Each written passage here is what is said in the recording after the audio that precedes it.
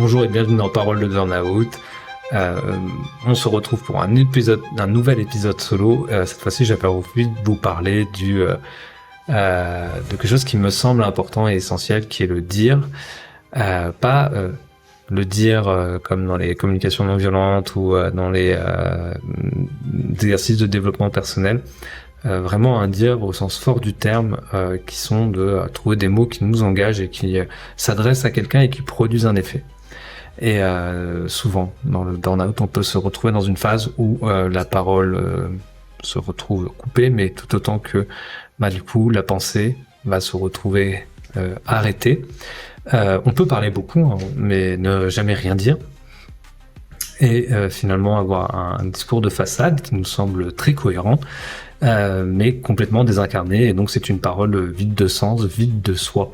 Et c'est ça qui est le dire, parce que qu'est-ce que le dire ? Dire, ce n'est pas aligner des phrases logiques. Dire, c'est s'adresser. C'est trouver un mot qui sort de la répétition, qui porte un bout de vérité, même maladroit, même tremblant.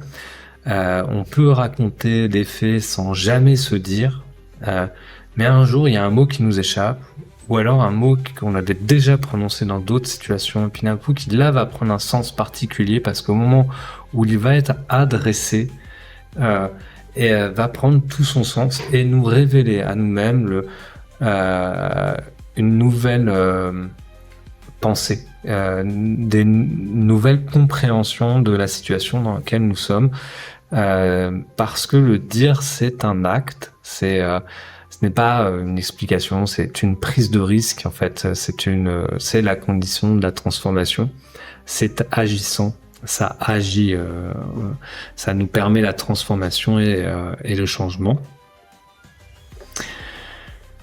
Et pourquoi l'adresse est si importante dans ce processus ? Parce que un dire n'existe que s'il est entendu par quelqu'un. Et ça peut être un médecin du travail, un psychologue, un collègue de confiance, parfois soi-même dans le miroir, même si c'est pas le plus efficace. Le dire, il prend corps dans la relation. Et sans adresse, il reste enfermé, il tourne à vide. Ça devient un peu comme des ruminations mentales, vous voyez, et ça a besoin d'être dit et entendu par quelqu'un qui l'écoute. Et on le voit souvent, on peut tenir, on peut encaisser, on se tait, puis un jour dans un cabinet médical par exemple, au détour d'une question simple, d'un coup des larmes vont jaillir et des mots vont sortir. Et dans tout ce confus, tout ce non organisé en fait, c'est un dire. Ça a dit quelque chose, ça vient, et se dire là il va changer la situation. Et des fois, vous voyez, même quand les mots nous manquent, c'est le corps qui va se mettre à parler, qui va adresser quelque chose et qui va en dire quelque chose. Et il faut des fois arriver, on a décrypté de soi-même le message que nous porte notre corps. Alors, et qu'est-ce que ça nous transforme ? Parce que dire, c'est reconnaître ce qui nous arrive, c'est remettre du jeu dans l'histoire, c'est sortir du rôle de la personne qui tient bon, c'est sortir d'un rôle, c'est incarner son histoire, c'est redevenir sujet de ce qu'on vit. Et ça, c'est le premier pas pour agir. Pas forcément pour tout changer tout de suite, mais pour sortir de la sidération, pour ouvrir une distance entre soi et la souffrance et commencer à se reconstruire.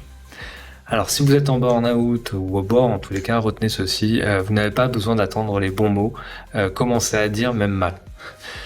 Cherchez une adresse qui tienne, c'est-à-dire un médecin, un psy, un proche, un représentant du personnel.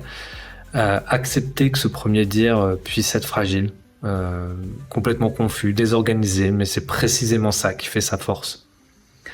Parce que dire, c'est déjà agir, et donc se transformer et pouvoir ouvrir les portes du changement. Donc voilà, merci pour votre écoute.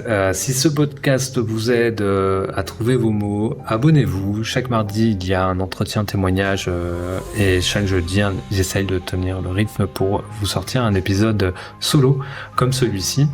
La semaine prochaine, j'essaierai d'aborder le sujet de l'éthique, de la souffrance éthique. Et voilà, je vous dis à la semaine prochaine.